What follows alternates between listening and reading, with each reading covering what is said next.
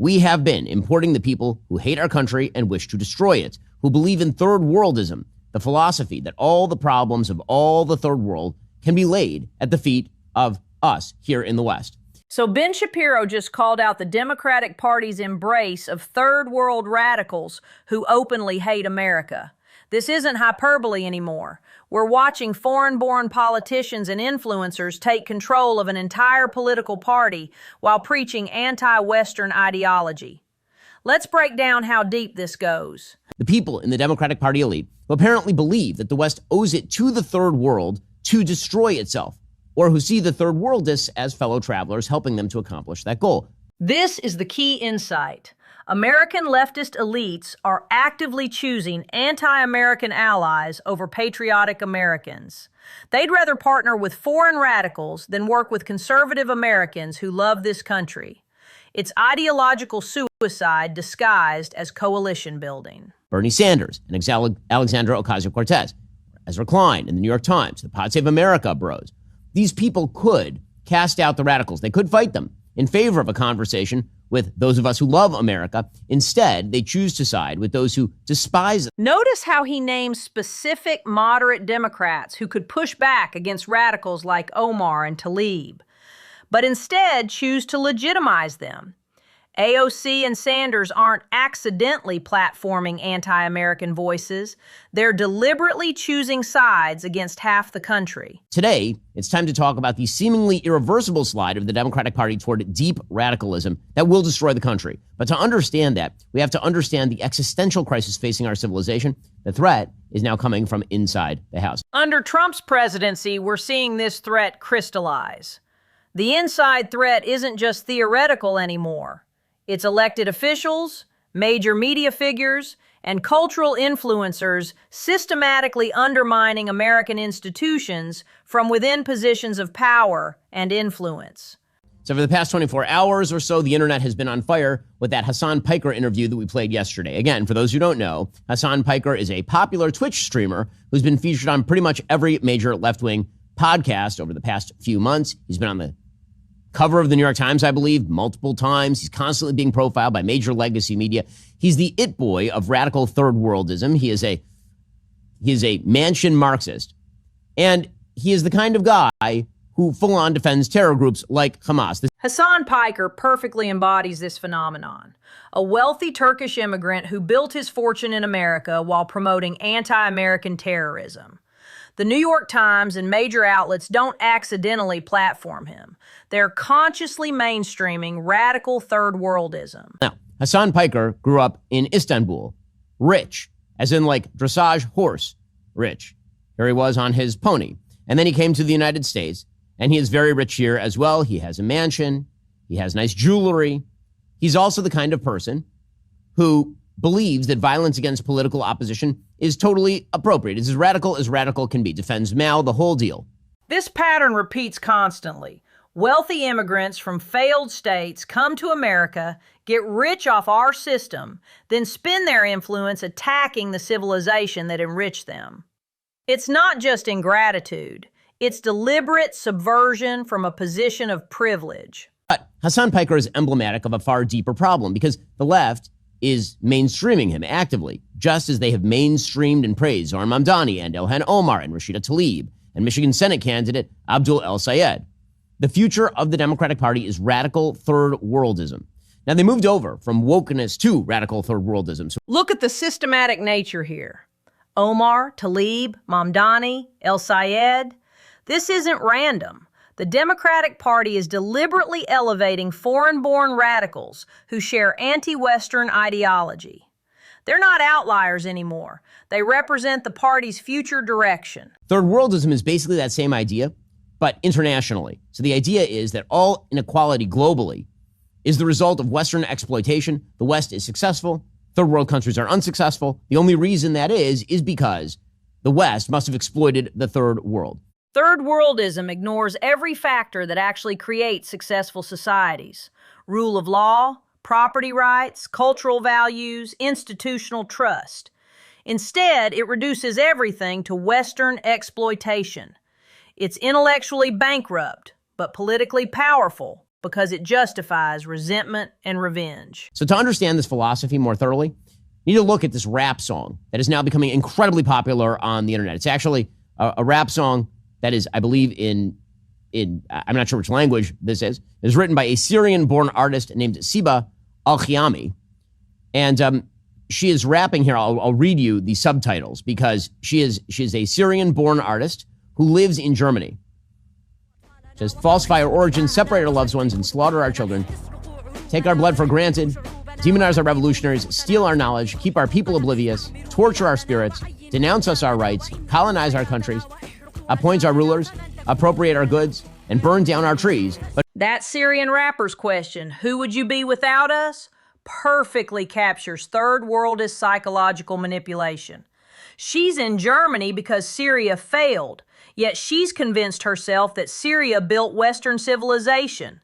It's delusional grandiosity mixed with burning resentment. Well, because this is, in its essence, what we have imported, we in the West. We have imported people who hate our guts.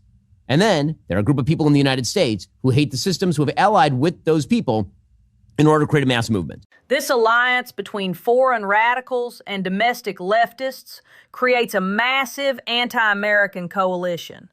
Foreign-born politicians bring the ideological framework, while American Marxists provide institutional access.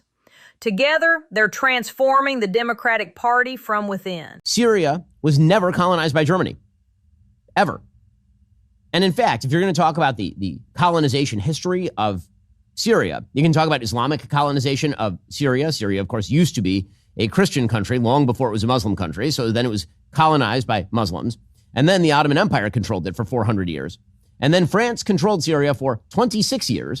So that's the only Western country to control Syria in the last millennium.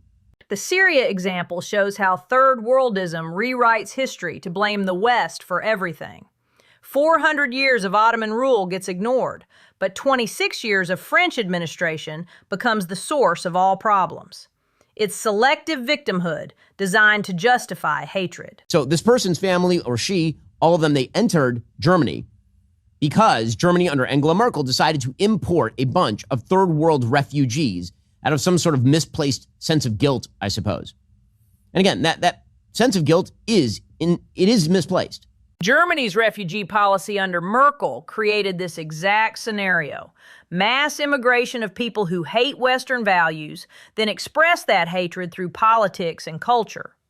Western humanitarian impulses get repaid with systematic attempts to destroy Western civilization from within. We've imported a lot of people who do not like Western civilization.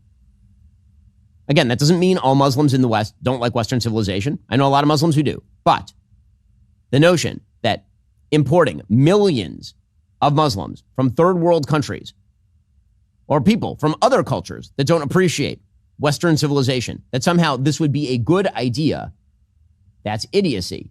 Polling consistently shows problematic attitudes among Muslim populations in Europe. Significant percentages supporting Sharia law, opposing free speech, and justifying terrorism. Mass immigration from incompatible cultures creates civilizational tensions that threaten democratic institutions. And the answer is that there are a bunch of people in the West, homegrown, who believe that our civilization is inherently guilty and ought to be torn down. They tend toward the Marxist left. The Marxist left believes, of course, that America was founded in sin, that America's foreign policy, and the West's foreign policy more broadly, has been about exploitation and evil. American universities and cultural institutions have spent decades teaching Americans to hate their own civilization. This domestic indoctrination creates ready-made collaborators for foreign radicals. The alliance isn't accidental. It was cultivated through systematic ideological preparation. Sartre argued that we actually needed to import people from the third world to destroy us.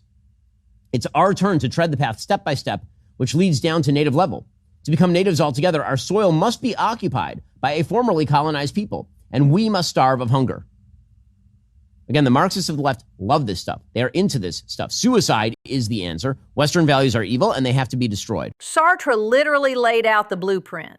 Import colonized peoples to destroy Western civilization from within. Today's Democratic immigration policy follows this exact playbook. It's not incompetence or misguided compassion. It's deliberate implementation of Marxist theory. So in the United States, this is the coalition that's taking over the Democratic Party. The third worldists themselves, people like the Zoran Mamdanis, people like the Hassan Pikers, and their fellow travelers. That is the idea. So this is what the Democratic Party is now trying. Wokeness didn't really work on Americans. We didn't like that sort of thing. So now they're trying a different version of wokeness, a different flavor of wokeness, third worldism, which is basically the same poison poured into a slightly different bottle. So less Stacey Abrams and more Zoran Mamdani. And the Democratic Party is handing the party directly over to these people. That is what is happening right now. The shift from wokeness to third worldism shows strategic thinking. When Americans rejected racial guilt politics, they switched to anti-colonial guilt politics. Same anti-American agenda, different messengers. And those messengers have more credibility because they're authentic victims. Well, they lie about it. They're two-faced. So the key to not alienating Americans is to lie about your own radicalism. So this is Zoran Mamdani, right? You slap on the smarmy face and you leave the screaming in Tom Homan's face, Zoran Mamdani, in the background. That is to get all of the people out in the primaries. And then when you get to the general, then you start pretending they're actually some sort of moderate. That's when you grin into the camera, right? If you're Zoran Mamdani, you say that the NYPD is laced, its boot is laced by the IDF. But then when it comes time to actually interview, you say, no, I hate anti-Semitism. I just don't like Israel. That's the game that you play. This two-faced strategy works because media refuses to hold them accountable. Mamdani can scream anti-police slogans in Brooklyn, then smile for CNN interviews. The media helps them appear moderate for general elections while staying radical enough for progressive primaries. If you don't like the idea that politically motivated murder is okay, then maybe you should think about the party that is justifying politically motivated murder and massaging the people who are promoting it. Right? That, if you don't like the idea that just randomly stealing from places is okay, maybe you should question why more Democratic politicians aren't calling that out. Where are they? Why are they campaigning with people like Hassan Piker? Every vote for Democrats now empowers this anti-American coalition. You're not just voting for higher taxes or regulation. You're voting to hand power to people who fundamentally hate this country and want to tear down its institutions. Why is it, and we all know it, why is it that John Fetterman is more of an outcast from the Democratic Party at this point than Zoran Mamdani, Ilhan Omar, or Hassan Piker? Why? I think we all know the answer because we know which direction that party is moving, and that is a disaster area for the country. Fetterman supports Israel and opposes illegal immigration, positions that were mainstream Democratic views just 10 years ago. Now he's treated as a pariah, while anti-American radicals get red carpet treatment. That tells you everything about where this party is headed.